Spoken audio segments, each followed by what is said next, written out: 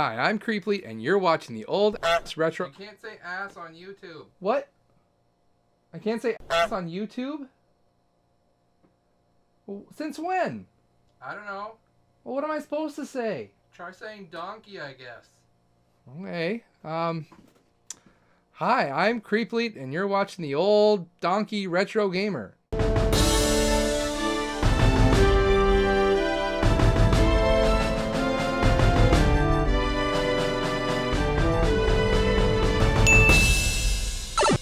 Hey everybody, Chris, the old ass retro gamer here, and we have finally come to the end of our journey, because today is day 31 in the licensed video game challenge.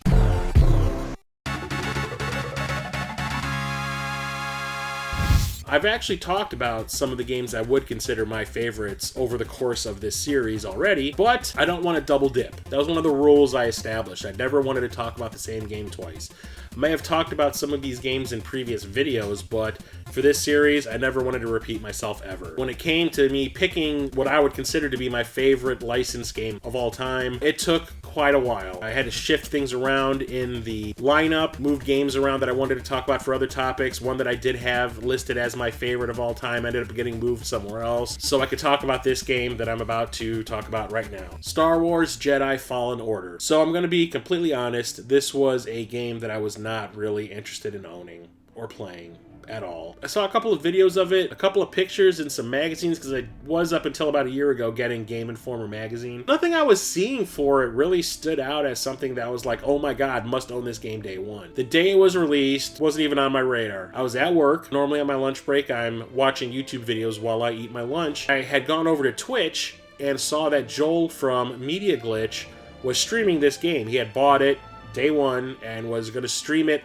complete. He was going to play it from the beginning to the end in one day. I watched him for probably an hour, and within that hour, I was like, I need to go out and buy this game tonight. Everything I was seeing about it looked super fun, thought out, Star Wars-tastic. Went to the Best Buy website, bought a copy of this deluxe edition, which for some reason was the exact same price as the standard one. Brought it home, and I will say, I have never played a Souls game before. This game is essentially, if you were to take an Uncharted game and a Souls game and mix them together, whatever its lineage might be, it ended up being one fantastic game set in the Star Wars universe.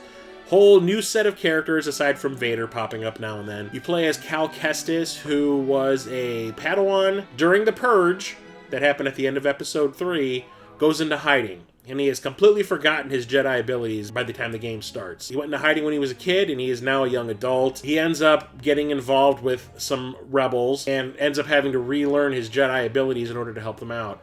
And you play through like these mini games to learn your abilities as your younger self, having like a flashback to when he was trained in that ability back in the day, which is kind of cool. The thing that gets me the most about this game, the thing that really makes me love it as much as I do, is the characters.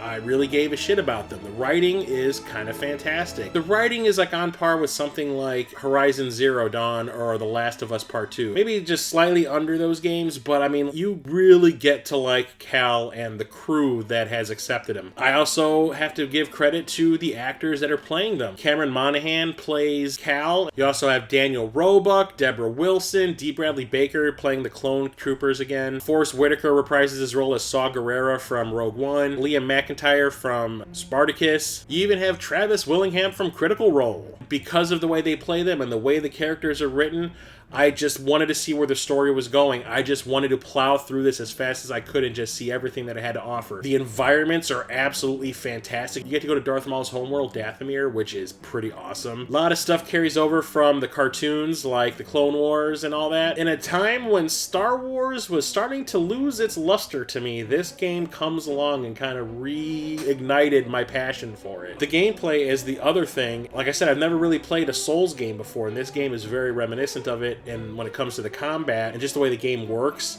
where like if you get killed, You have to go back to where you died in order to pick up all of your items and get your experience back, like in a Souls game. The platforming, which is just as fun as it is in any of those Uncharted games. The combination of the two, I think, works really well together. Graphics are awesome, the music is fantastic, and sound effects are all on point. Everything about this game is top notch. And like I said, the thing about this game that got me the most is it went from being a game I had absolutely zero interest in to being one of my favorite games, if not my favorite game the year that it came out. And that's why I chose it to be my favorite licensed game to talk about for this video. It is fun, it's interesting, likable characters, the gameplay is top-notch, it feels like it definitely belongs in the universe in which it's set, and it has a level of polish on it that I think is unmatched. And I cannot wait for the sequel that they definitely have to make, since this ends on a cliffhanger.